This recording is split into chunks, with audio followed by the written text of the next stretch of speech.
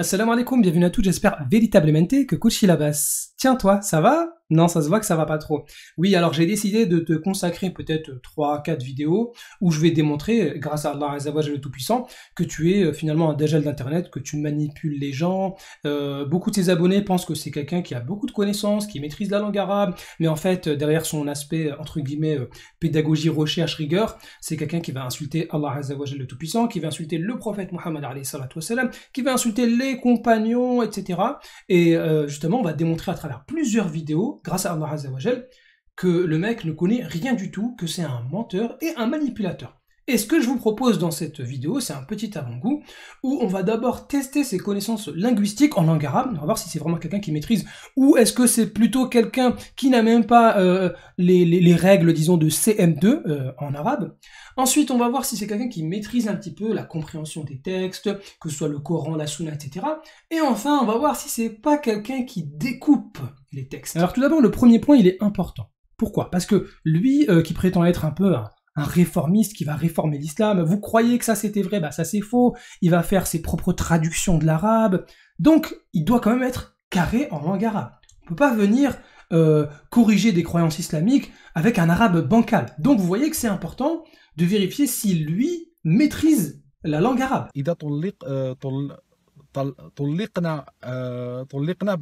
Ah pardon, ça c'était il y a quelques années, maintenant il a fait des progrès.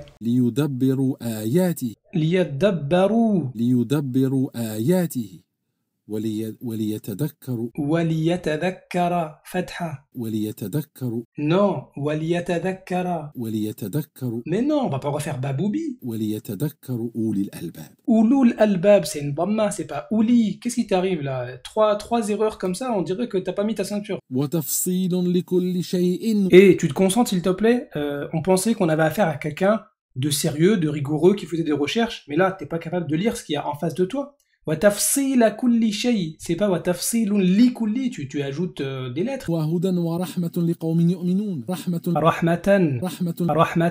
وَإِذَا وَعَدْنَا مُوسَى 40 لَيْلَةً إِذْ سُكُونٌ وَأَنْتُمْ ظَالِمُونَ ثُمَّ عَفَوْنَا عَنْكُمْ مِنْ بَعْدِ ذَلِكَ لَعَلَّكُمْ تَشْكُرُونَ ثُمَّ عَفَوْنَا, elle est où la prolongation? Parce qu'entre عَفَوْنَا, c'est nous avons pardonné, et Afaouna, c'est elles ont pardonné. D'où l'importance du alif, cette prolongation. Ça veut dire que, en fait, ce type-là ne comprend même pas ce qu'il lit. Fakhanatahuma.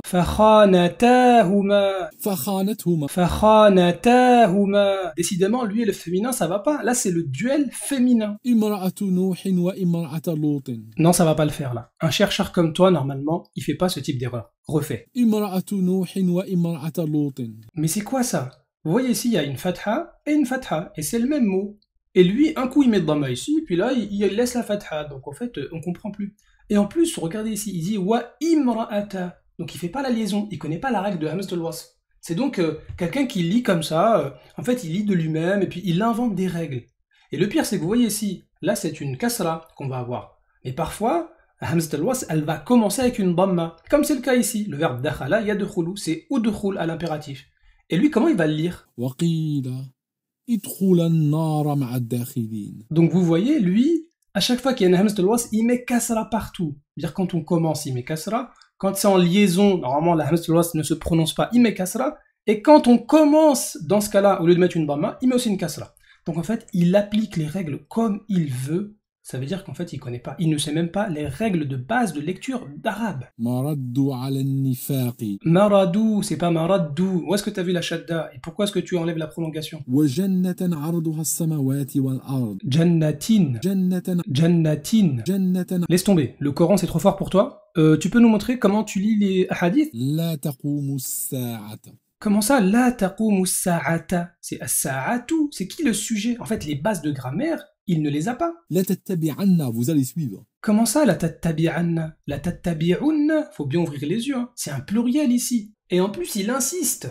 Et cette formulation, quand on dit ça en arabe, la tattabi'anna, ça signifie j'insiste, vous allez suivre. Et en plus, il le répète, eh bien moi j'insiste, tu ne connais rien à la langue arabe. Bon, maintenant qu'on a vu qu'il était incompétent en langue arabe, on va passer à ses incompétences intellectuelles. Et pour vous le prouver, je vais prendre un exemple qu'il a donné concernant le Dajjal. Alors déjà, il essaye de nous dire que le Dajjal n'existe pas. alors qu'on a des sources authentiques qui sont notoires, avec des compagnons différents qui rapportent l'existence du Dajjal, mais c'est pas grave. Lui, il va attaquer un hadith qui parle du Dajjal, qui est rapporté par Sahih Muslim. Alors voici le hadith qu'il va citer et qu'il va critiquer. Bien évidemment, on va mettre de côté ces pseudo-arguments émotionnels qui ne servent à rien du tout, et on va se concentrer sur un argument pseudo-scientifique qu'il va citer, et qui est que ce hadith est faux parce qu'il ne respecterait pas la chronologie. Eh bien, quel est le problème chronologique selon lui? C'est que Fatima bint Qais, ici, radiallahu anha, elle va épouser le compagnon Ibn al-Mughira, radiallahu anhu. Sauf que, comme il a été blessé lors des premiers jours du djihad, et selon l'islamophobe, il nous dit, ça concerne la bataille de Badr, donc on est en l'an 2 de l'Hégire. Ok. Par la suite, donc Fatima bint Qais, elle était plus mariée, et donc elle devait attendre une période de viduité. Vient ensuite la période de viduité qui s'achève, et juste après, eh bien, on parle du compagnon Tamim ad-Dari, radiallahu anhu, qui est un chrétien qui s'est converti selon les biographes en l'an 9 de l'Hégire. Donc vous voyez, il nous dit, ce hadith-là est faux parce qu'il ne respecte même pas la chronologie islamique. Comment on peut être à Badr en l'an 2 de l'Hégire et en même temps, il y a Tamim ad-Dari qui vient en l'an 9 de l'Hégire. Elle dit que son mari a été touché au début du djihad avec le messager. Alors si on regarde là, on va faire une tentative de datation. Le début du djihad commence avec ce qu'on appelle la bataille de Badr. Tamim ad-Dari est arrivé vraiment vers la fin. Tous ceux qui écrivent sa biographie sont d'accord qu'il est arrivé vers la fin de la vie du prophète. Donc datation en 9 de l'Hégire. Datation précédente, l'an 2 de l'Hégire. Il y a 7 ans de décalage. Donc on voit bien que ce récit, qui vient de la même personne, en quelques lignes seulement, en 2-3 paragraphes, elle commet une contradiction, elle fait un anachronisme énorme. Le temps, l'échelle de temps n'est pas respectée. Mais non, mais là tu respectes même pas tes abonnés. Même YouTube, tu ne respectes pas en mettant une vidéo comme ça. Est-ce que tu as fait des recherches? Est-ce que tu t'es bien concentré pour voir s'il y avait contradiction? Faut chercher. Alors, on va prendre Sahih Muslim, que lui-même va citer son propre lien, page 1346. Et on voit que c'est la partie en rouge qui lui a posé un problème. فأصيب في أول الجهاد مع رسول الله صلى الله عليه وسلم. Donc là, on a ici Ibn al-Mughira qui a été atteint au début du djihad avec le prophète alayhi salatu wassalam. Et lui, il comprend forcément, il fait aucun effort, pour lui c'est forcément la bataille de Badr, donc l'an 2 de l'Hégire. Mais le texte dit فأصيب في أول الجهاد مع رسول الله. Il a été atteint, blessé ou mort, peu importe, au début du djihad avec le messager d'Allah sallallahu alayhi wa sallam, parce qu'il y avait le djihad avec le messager, il y avait avec les califes par la suite, etc. Donc ici on nous dit que c'était dans le début des guerres du temps du messager d'Allah sallallahu alayhi wa sallam. Donc on est encore dans les guerres avec le prophète, pas les guerres après le prophète. Et c'est comme ça qu'il faut comprendre. Pourquoi c'est moi qui ai raison? Parce que c'est ce que disent l'ensemble des autres textes de Sahih Muslim. Regardez, je vous ai mis des indicateurs qui vont être importants. Les parties en bleu, elles sont importantes. On nous dit que Fatima a été séparée de son mari, d'accord? Et qu'elle est hébergée chez Sharik, puis chez Ibn Maktoum. Ça, c'est ce qui est indiqué en bleu. Par contre, on prend le même Sahih Muslim, regardez, c'est son propre lien. Là, on était page 1346. Mais si on recule un peu, parce que quand même, ce type-là, il a dû faire l'effort de lire Sahih Muslim. Il a dû voir que, page 687, on parlait de cette histoire-là avec des compléments. C'est-à-dire que avant cette histoire-là, on avait déjà parlé de ce cas-là, de Fatima bint Qais, d'Ibn al-Mughira, de son divorce, parce qu'elle a été séparée de son mari, pas parce qu'il est mort, mais parce qu'il l'avait divorcée avant de mourir. Regardons ça de plus près. Regardez là, je suis dans le même Sahih Muslim, et c'est le même lien que lui a donné, mais on est bien avant. Cette histoire-là, elle est expliquée bien avant. Vous voyez, les parties en bleu, c'est les mêmes. On nous dit que eh bien, Fatima a été séparée de son mari parce qu'il l'avait divorcée, et on voit qu'elle va être hébergée chez Sharik, puis chez Ibn Maktoum. Donc en fait, c'est exactement la même histoire. Sauf que la partie en rouge, ici, qui nous indiquait le début du djihad, elle a été expliquée déjà avant. De quel début de djihad on parle? Est-ce qu'on parle du début du djihad, c'est-à-dire de tous les djihads possibles, c'est-à-dire Badr, ou bien le début du djihad avec le prophète, sous-entendu, c'est pas celui avec les califes qui viennent après, avec Abu Bakr, Omar, etc. Donc, c'est quelle explication? Ça a été expliqué bien avant. Et là, on va regarder ici, la partie en rouge. Regardez, on nous parle du Yémen. On nous parle de Khalid ibn al-Walid, qui s'est converti bien après Badr. Et on nous parle encore une fois de l'envoi de Ali au Yémen. Donc là, nous avons des indications qui vont nous montrer de quelle bataille on parle et de quel début de djihad on parle. Ça, c'est très important. Et quand on va dans la suite, toujours dans Sahih Muslim, regardez, que lui-même a donné, quelques pages après, regardez, quelques pages après, on nous parle « Fakharaja fi ghazwati Najran ». Donc on nous parle de la Ghazwat Najran, c'est-à-dire les gens du Yémen. Donc ça n'a rien à voir avec la bataille de Badr. Et si ce type-là, il avait fait l'effort de lire le Sahih Muslim dans son intégralité, eh bien, il ne serait pas tombé dans cette ambiguïté-là. Parce que quand on lit comme ça, le début du djihad avec le messager d'Allah, sallallahu alayhi wa sallam, c'est vrai qu'on peut comprendre que ça peut être Badr. Mais ça, c'est si on lit que ce hadith-là. Si on lit pas l'intégralité des sources. C'est ce que lui n'a pas fait. Maintenant, regardons la conversion de Khalid bin Walid. Est-ce qu'elle s'est passée avant ou après Badr? Eh bien, quand on prend les biographes sur lesquels se basent les islamophobes, on voit bien les informations qui sont données par rapport à Khalid ibn Walid, radiyallahu anhu. Et là, je vous ai fait un petit zoom. On peut voir ici clairement que Khalid ibn Walid s'est converti vers l'an 6, vers l'an 7 peut-être, après Khaybar. Donc, rien à voir avec Badr. Bon, maintenant, cette source, je l'ai prise d'où? Ça, c'est quel ouvrage? Eh bien, ça, c'est Al-Isaba fi Tamyiz as-Sahaba d'Ibn Hajar al-Asqalani. Et en dessous, c'est quel lien? Ben en fait, c'est le lien que nous a donné l'islamophobe lui-même, parce que lui-même va se baser dans sa vidéo sur cet ouvrage-là. Alors là, je suis dans un livre de Ibn Hajar, qu'on appelle Al-Isaba. Donc, selon les biographes, selon les sources que toi-même tu utilises, eh bien, Khalid ibn al-Walid, radiyallahu anhu, s'est converti en l'an 7, donc bien après Badr. Et ça, c'est important parce qu'on a vu dans Sahih Muslim que Khalid ibn al-Walid et Ali radiallahu anhuma et aussi Ibn al-Mughira radiallahu anhu, les trois sont envoyés ensemble, donc quand Khalid ibn al-Walid était musulman, vers le Yémen. Donc ça veut dire que Ibn al-Mughira était bien vivant après la bataille de Badr. Donc tout ce que tu racontes, ça tombe à l'eau. Bon, maintenant, c'est quand la date de séparation entre Ibn al-Mughira et sa femme? Déjà, on sait que c'est bien après Khalid ibn Walid, donc on est après l'an 7 de l'Hégire. Eh bien, en fait, Ibn al-Hajar, dans Fath al-Bari, il va nous donner une estimation, comme on le voit ici, et là, il y a un petit zoom, on voit que il nous dit que Ibn al-Mughira est sorti avec Ali lorsque le prophète l'a envoyé au Yémen, et alors, il a envoyé vers elle sa demande de divorce. Puisqu'on a vu dans Sahih Muslim que la séparation entre Ibn al-Mughira et Fatima bint Qais, ce n'est pas au préalable à cause de la mort d'Ibn al-Mughira, mais c'est d'abord, il a demandé le divorce, et ensuite, il serait décédé.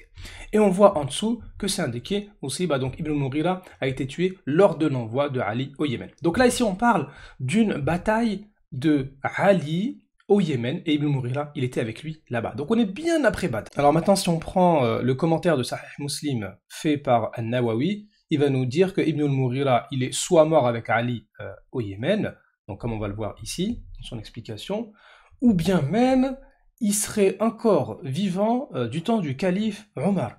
Donc ici, on voit, il y a une divergence concernant le moment de sa mort. Il a été dit qu'il est décédé lorsqu'il était avec Ali au Yémen, et on va voir en fait c'est quand cette période de l'envoi de Ali au Yémen juste après, et donc après avoir divorcé de sa femme. Donc ça c'est rapporté par Ibn Abd al-Barr. Ou bien aussi, il a été dit qu'il a vécu jusqu'à l'époque de Omar, et ça c'est rapporté dans Al-Tarikh de Al-Bukhari.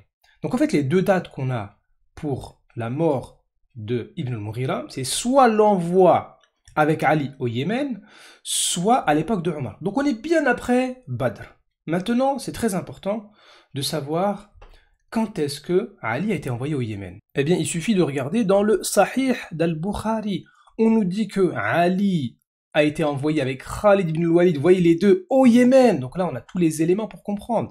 On a Ali et Khalid ibn al-Walid envoyés au Yémen. C'est exactement la même chose qu'on a dans Sahih Muslim avec Ibn al-Mughira. Quand Qabla Hajjatil Wada', donc avant le pèlerinage de la fin. Donc en fait, on est vers la fin de la mission prophétique.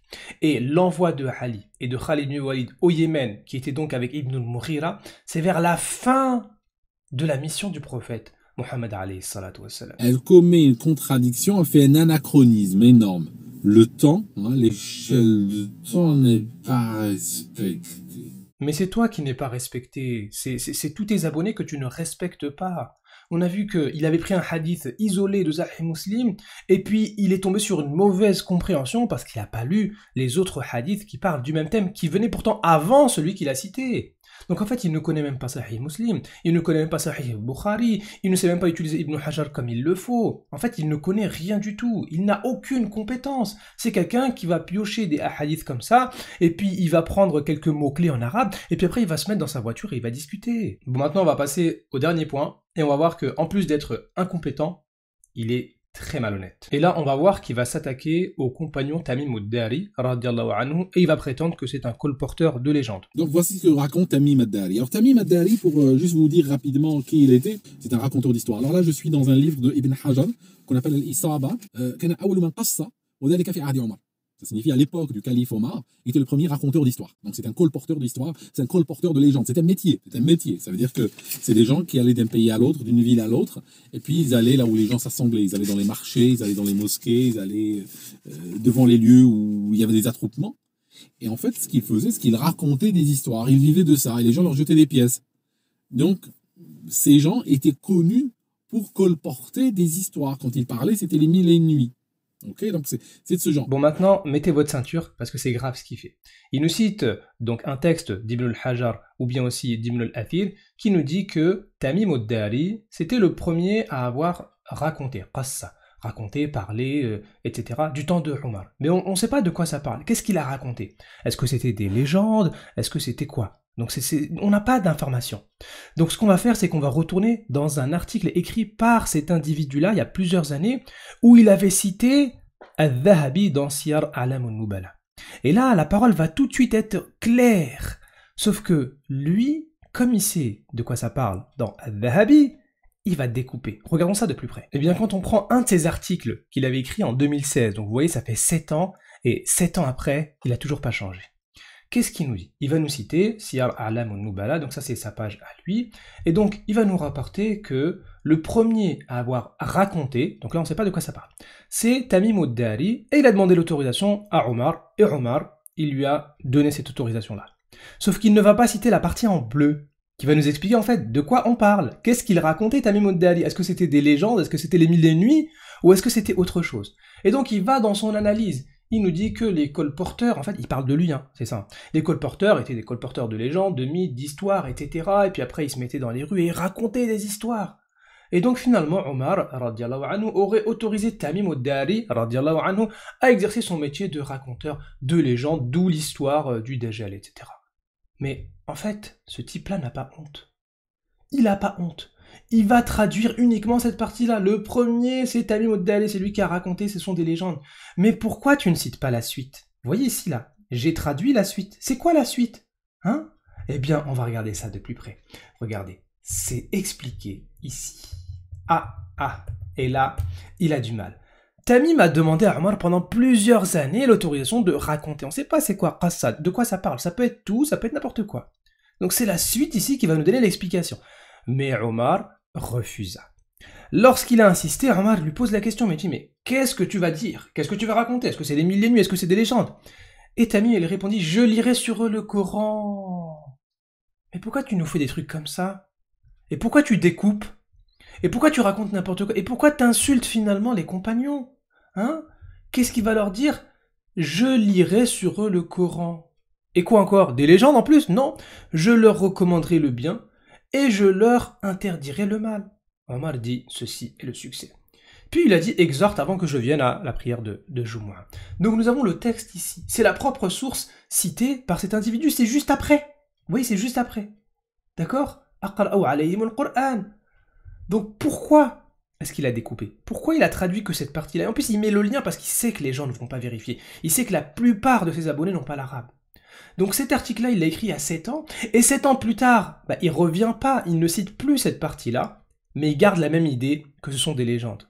Donc honte à toi, tu es un manipulateur, en gros tu es un dajjal. Donc en fait toi tu es un... colporteur d'histoire. Développe un peu plus, tu es un... colporteur de légendes. D'accord, et pourquoi tu fais ça? C'est un métier. Et l'objectif de ton travail sur YouTube, rappelle-le-moi, c'est quoi s'il te plaît? Colporter des histoires. Et juste pour finir, quel type d'histoire tu y racontes? Les mille et une nuits.